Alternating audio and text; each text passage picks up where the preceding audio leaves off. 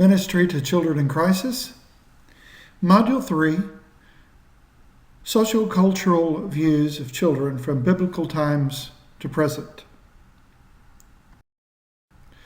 Learning objectives for Module 3. Number 1, to recognize cultural differences of children's place and role in ancient societies and that of our own.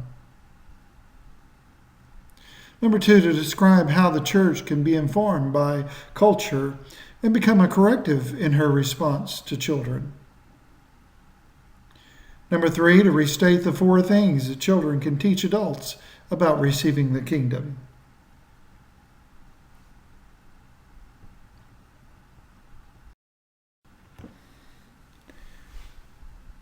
How a society concerns itself with the most vulnerable of citizens, its children, demonstrates its moral compass. As we stated in our introductory session, to paraphrase the late Hubert H. Humphrey, the moral test of a society is how it treats those at the dawn of life, the children, those at the shadows of life, the sick and needy, and those in the twilight of life, the elderly and the dying. As stated in Session 1, children of ancient Israel were seen as blessings and vital to the people of God in their relationship to God as a nation. In the pagan, ancient Mediterranean world of the Canaanite cultures, it was evident from the law of Moses that such practices by other nations were forbidden by the nation of Israel. Do not give any of your children to be sacrificed to Molech, for you must not profane the name of your God. I am the Lord, as stated in the law of Moses in Leviticus chapter 18, verse 21. Even some of the kings of not only Israel, but also even the kings of Judah were sometimes given over to some of these ancient practices. Ahaz, in 2 Kings chapter 16, it is stated of Ahaz that when he was 20 years old, he became king, and he reigned in Jerusalem 16 years. Unlike David his father, he did not do what was right in the eyes of the Lord his God. He walked in the ways of the kings of Israel, and even sacrificed his son in the fire, following the detestable practices of the nations of the Lord that he had driven out before the Israelites. He offered sacrifices and burned incense at the high places, on the hilltops, and under every spreading tree. 2 Kings 16, verse 1 through 4. So the people of God began to practice some of these ancient worship practices of the neighbors of the Israelites. Those detestable practices that included the passing of the children through the fire or the sacrifice of children. So compared with many of the cultures of the ancient Mediterranean world, such as the Canaanite cultures, Israel, on the other hand, valued and welcomed children wholeheartedly. At the center of Israel's regard of children was its understanding of covenant. Children, as inheritors of the covenant, did not grow into God's promises for the community, but were from birth participants in them. There were commands directed at children specifically, such as the forbidding or cursing of the father or mother in Leviticus 20, verse 9. So children of ancient Jewish society were generally regarded as persons. They were not mere objects of their parents' will, but the subjects of God's creative intent. A creativity that rendered each child unique and irreplaceable. This answers the question, what does it mean to be a child in Israel? That they were important, vital contributors and parts of the covenant of God. We have all heard that the Romans practiced infanticide, and a lot to be said about that, but research has shown that it was probably not as prevalent as one as one once thought. In America, however, where 22% of all pregnancies are aborted, totaling 1.2 million children in 2008, we have progressed little socially or morally. Add to this the daily news reports of sexual and physical abuse of children and high-profile kidnapping cases such as that of J.C. Lee Duggard, who was kidnapped in 1991 and remained missing for 18 years. Another widely publicized case was that of Elizabeth Smart, who in 2002 was abducted from her bedroom and not found until 9 months later. Their survival is the exception. However, these cases highlight for us the continual exploitation and abuse that is frequently reported of adults towards children and children towards others' children. In American society, we hear slogans like "kids rule" and frequently witness children who have too much freedom and act out primarily because the parents who refuse to exercise appropriate discipline and authority that comes from being a parent. Even though this may be true, attitudes such as what was discussed on March 22nd of 2007, commentary by John Stossel on a program of a 2020 program in ABC, where John Stossel and Christopher St. John reported on the restaurant takes on rowdy kids. It's a report that I would encourage you to read. It's included in our activities, but this report should alarm us all.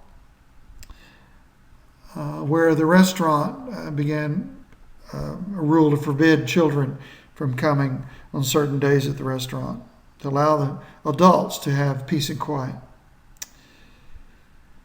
So this story focused on this restaurant in Chicago. The manager had decided that rowdy children are no longer welcome. At first, he received a barrage of phone calls from angered customers. By the end of the day, however, the restaurant received a mountain of support from others who supported his decision. So I want to encourage you to read that article as a related activity to this lecture. This anti-child sentiment has expanded to the travel industry. Recently, Malaysian Airlines made a decision to ban all children from its first-class seats, stating they imposed the ban after the company received complaints from well-to-do passengers whose sleep had been disturbed by screaming tots. Other airlines have since followed suit. In February of 2012, British Airways and Virgin Atlantic also said they were considering creating children-free flights. I've heard of a smoke-free and alcohol-free flights, but are children some vice or problem from which we must be liberated? Granted, we have all probably been annoyed by some screaming child in the next door booth at a table or at a table at a restaurant, but to create a ban on children sounds truly barbaric. It seems that we do have a misguided moral compass that Hubert Humphrey spoke of so many years ago. This article as well is available for you to read as an activity related to this lecture. And after you do that reading, I want you to stop and view the 3 short video clips related to this lecture before continuing with this particular video. I want you to view the video GMA video, Child-Free Zones on Planes. View the India Airline Child-Free Zone video. And also, hopefully tongue-in-cheek, the WestJet Child-Free Cabins that's also included.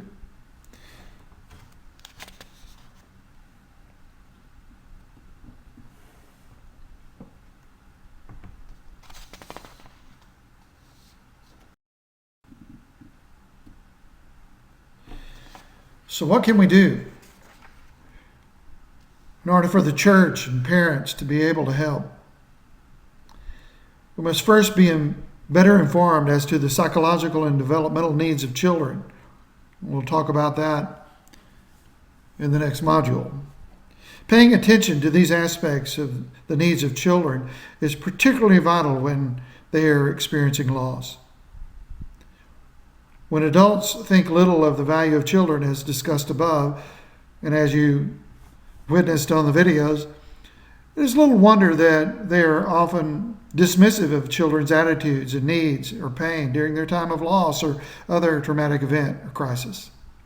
We hear statements like, "Oh, they're children and they will bounce back quickly," or "Children are resilient," we say. The problem with generalities is that they do not fit individualities.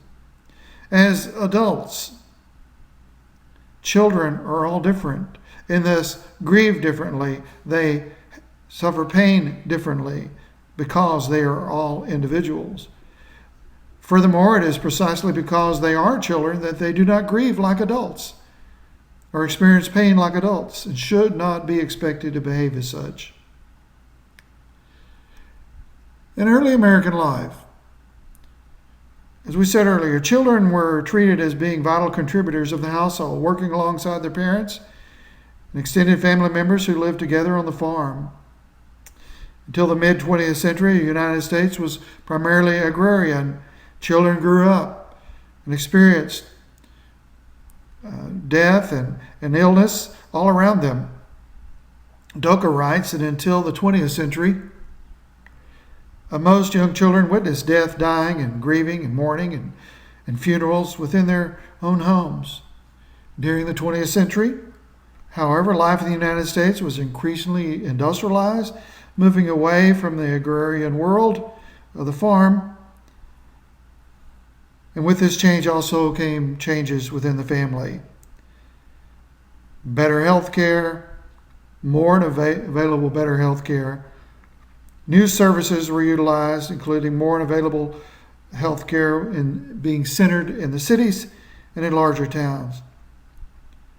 So life was centered around the towns. These and other factors contributed to the way American families related to one another and also influenced the changes that occurred in American attitudes towards dying, death, grieving, and mourning. And so children who were once seen as valuable and important contributors to the family's economy are now seen as unproductive members of the family to be cared for and protected. This protective stance by parents included the protection from pain and suffering at all costs. As a result of these cultural changes, you as families have become adjusted not only to a pain avoidance culture, but also to a death avoidance culture or death denying culture as well. Doka says that adults transmit this denial and usually is accompanied by assorted fears and anxiety related to death and dying. Verbally and non-verbally, they transmit those ideas, those feelings, those thoughts to their children as well. Because young children are particularly dependent upon adults for their lives, they rely upon those adults for cues and clues about how to interpret events. Thus says Kenneth Doka. He's with the Hospice Foundation of America. And as we said before, when children's needs are neglected in this way, that it is unhealthy for them, as we talked about earlier. So, a couple of questions concerning the church's response to culture. It's important, therefore, that children be allowed to express their grief as a child, and in order that they may not carry their burden of grief or have this carried grief, and they do it alone throughout the course of their lives. Two questions I think are important for us. Number one, how can the church show solidarity with parents and children in a society that appears to be growing in anti-child sentiments? And secondly, what can the church do to be a countercultural voice for and to help children to speak their voice? These questions were haunting to me and required serious consideration in regard to children in the church.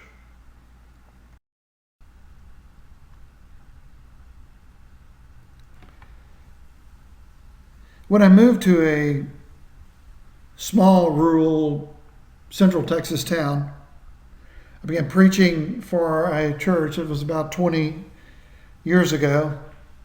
I noticed that there were few young families with children attending that worship services of that church. After some investigation, I also noticed that the furniture in classrooms did not contain many children-sized chairs. This was especially true in our large fellowship hall, or family center, as some call it. In this family center, there were no high chairs or booster seats for young parents with small children.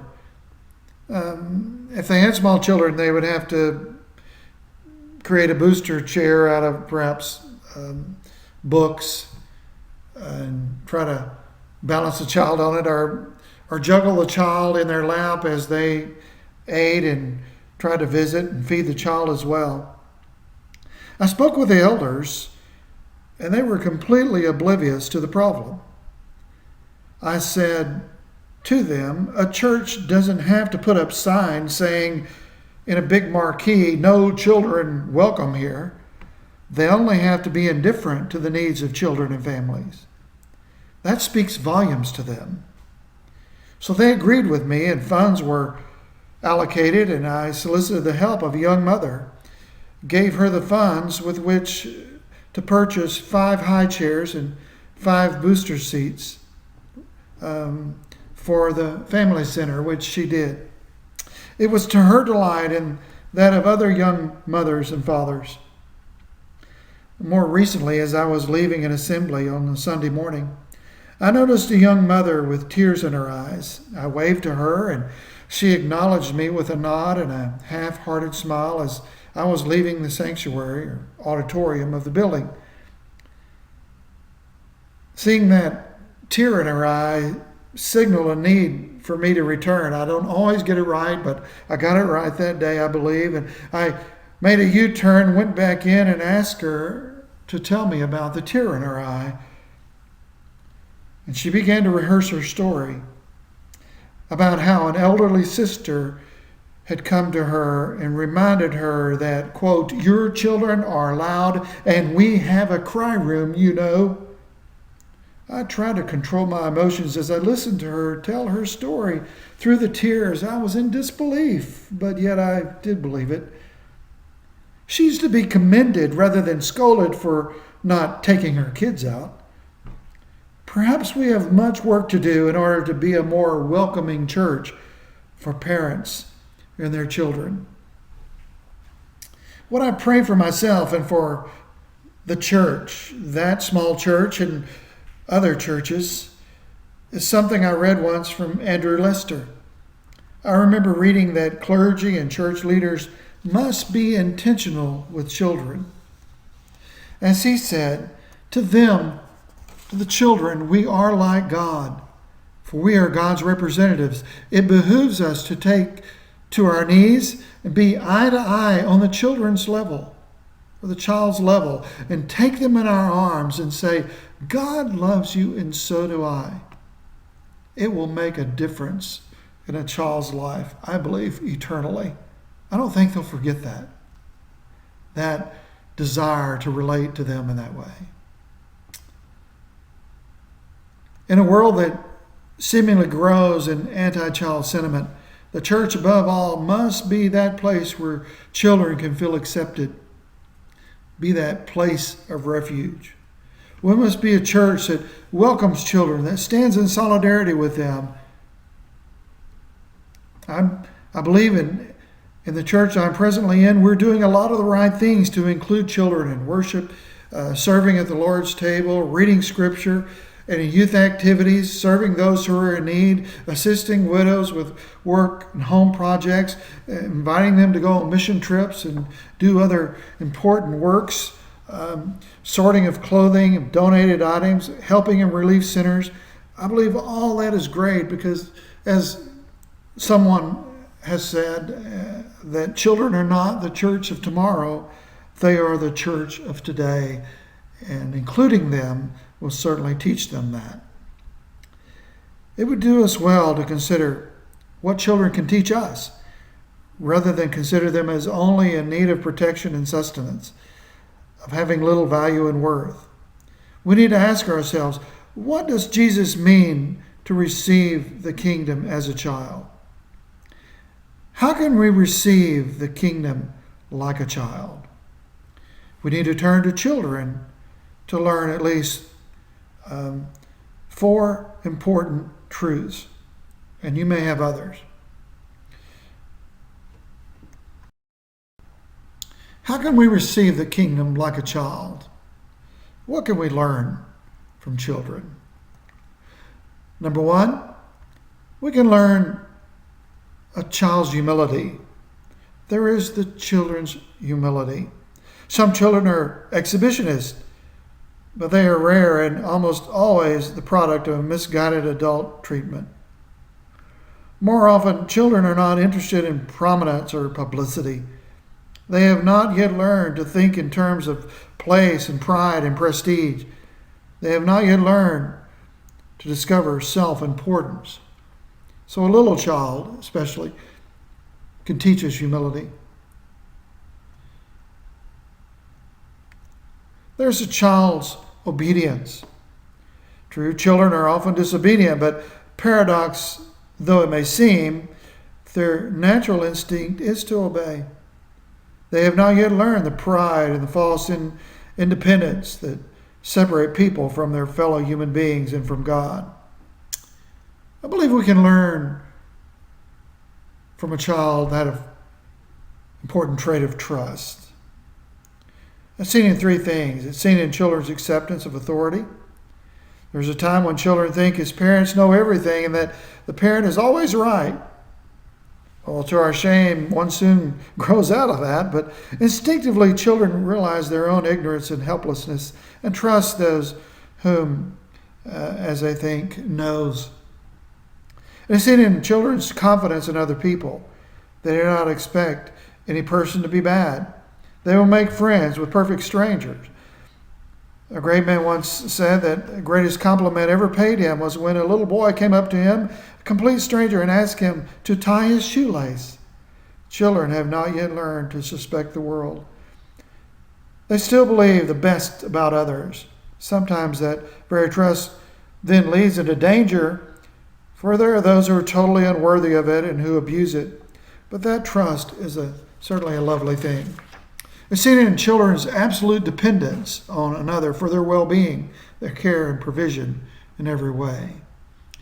And the 4th thing I believe that children can teach us is that of forgiveness. Children have short memories. They have not yet learned to bear grudges or nourish bitterness. Even when they are unjustly treated, who among us is not sometimes unjust to his or her children? They forget, and forget so completely that they do not even need to forgive.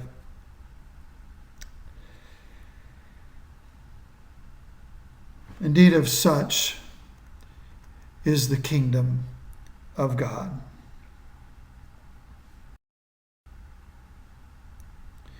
Jensen writes, when we laugh at children rather than with them, we tell them that they are not welcome at worship and replicate society's scorn for the youngest in our midst. Churches will not become sanctuaries if they only welcome and offer safety for children within their walls. If we're going to be a church that welcomes children as Jesus did, then church becomes a place where children's questions are heard, where a 4-year-old can ask questions about whether Jesus was married without murmurs of adult laughter, where an 8th grader's struggle to believe in God's goodness is taken seriously, where there is mutual learning. God help us to be that kind of church. A church that says by speech and action, let the children come, for such is the kingdom of heaven.